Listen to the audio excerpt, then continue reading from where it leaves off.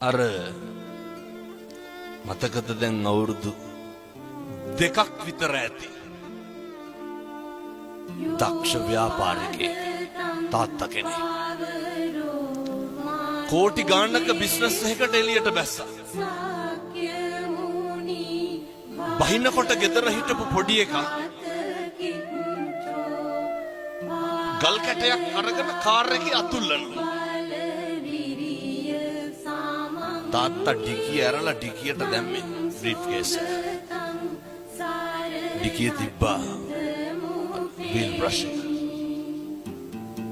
පොඩි එකා ගල් කැටෙන් අතුල්ලනවා කාර් එක.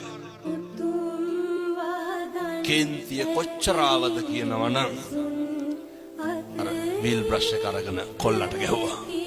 දමලා ගැහුවා. පොඩි එකා කරන සමහරක් දේවල් දිහා බලලා සතුටු වෙලා නැද්ද තාත්තා? එහෙමනේ. ප්‍රතිරූප ගොඩ නගන්න එපා. මේ වචනේ නම් කියන්න පුළුවන් පැය 4ක් විතර. මේවා හරි මධ්‍යස්ථ වෙන්න.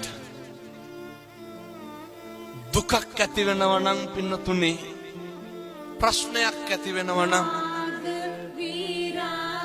මැදිහත් නොවීමේ නිසා නෙමෙයිද? අර පොඩි එකා මොකක්ද අර කාර් එකේ ඇඳලා තිබ්බේ.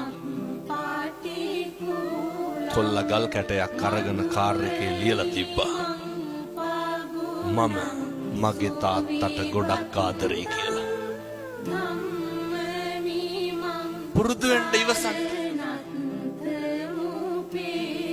තප්පර 30ක් ඉවසලා බෙල්ල හරවලා බැලුවනම්